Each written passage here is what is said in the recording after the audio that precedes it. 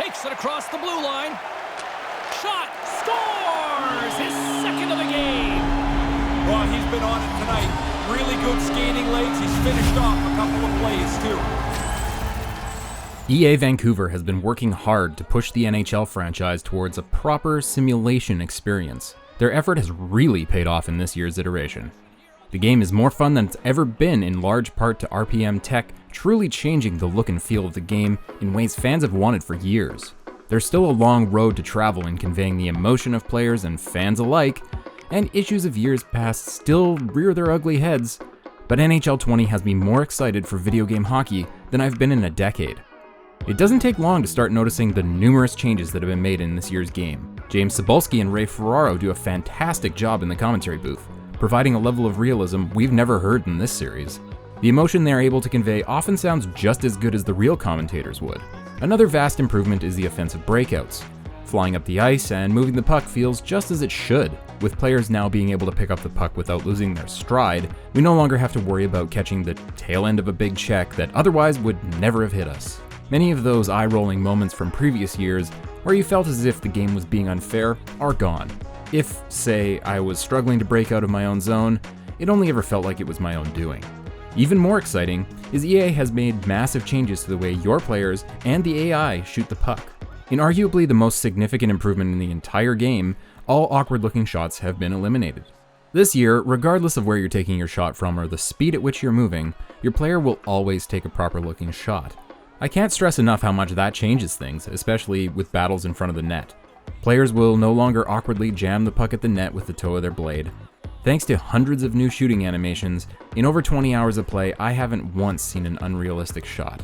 I can't wait to get back out there and discover more of the new ways these players can get the puck in the net. Down at the other end of the ice, goalies have also seen a massive improvement. Thanks to now being able to analyze an offensive threat, they're tougher to beat than ever. Goalies can now read more than just what's going on with the puck. If you have a 2-on-1 situation brewing, the goaltender takes into account the second man and prepares himself better to deal with the attack. Goalies will now also steer the puck away from opponents to give their teammates a better chance at picking it up. Just like real life, it's still very much possible to bounce a low shot off a pad, or to send a pretty saucer pass cross crease and tap it in for an easy goal. But the frequency that this happens has been dramatically decreased. On top of this, goalies fight to trap the puck against their bodies, matching their real-life counterparts to a T. For the first time in years, I've actually been encouraged to learn new strategies to play the game, as if it was actual hockey. Speaking of actual hockey, that term is perfect to describe franchise mode. It's the closest we've been to suiting up and running a squad for real. Thanks to a few fundamental changes, franchise mode is quickly turning into one of the finest the NHL series has to offer. The two most significant improvements are coaches and line chemistry. A team now has 8 coaches, 1 head coach, 2 assistants, and a goalie coach for both the N and AHL teams. Specific coaches specialize in certain parts of the game, and it's up to the player to decide who to hire and who to fire to bring out the best on your squad. The only thing really missing from this are actual licensed coaches. Maybe one day we'll see the likes of Mike Babcock and Joel Quenneville, but it's not this year. The addition of line chemistry completely changes the way you build your team. It's now essential to find guys that match up with your coach's tactics and tendencies. Doing so gives your entire line a boost in both regular play and simulation. It's addicting to tinker with the lines and try to build a better team through trades and free agency. Be sure to consider what kind of coach you have before building lines, however, as they all work differently in regards to how much ice time they'll give certain lines. Once you've had your fill of franchise mode, you'll have plenty of other stuff to dig into, and I've been having an absolute blast with World of Chel. I'll admit that in NHL 19, I didn't really pay attention to World of Chel. NHL 20 has made me a believer. I'm completely hooked on the loop of playing a few games, opening a couple of hockey bags, decking out my player with new gear, and repeating the process.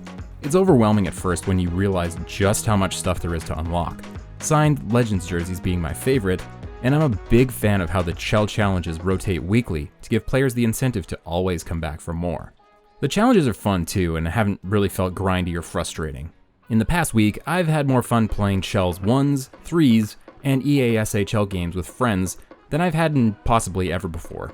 With all the improvements to the on-ice product, it doesn't take long to realize where the shortcomings of the franchise still bleed through. These players still lack the emotion and intensity of their real-life selves. NHL 20 feels like the first chapter of an exciting, new story for the game. By this I mean, for example, the new replay system is excellent. I love how they use the swinging camera shot to capture everything going on during goals, but then they'll zoom in on the players celebrating, and they have about as much expression on their faces as a Sears mannequin.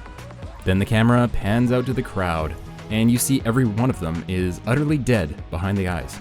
These are the sorts of things that are killing immersion, and this lack of emotion on players pops up far too frequently.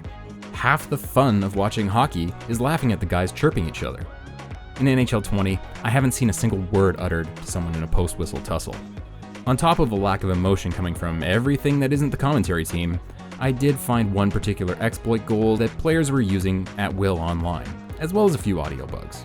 An opponent of mine used a one-handed tuck and scored the goal 8 times in a row with 100% accuracy.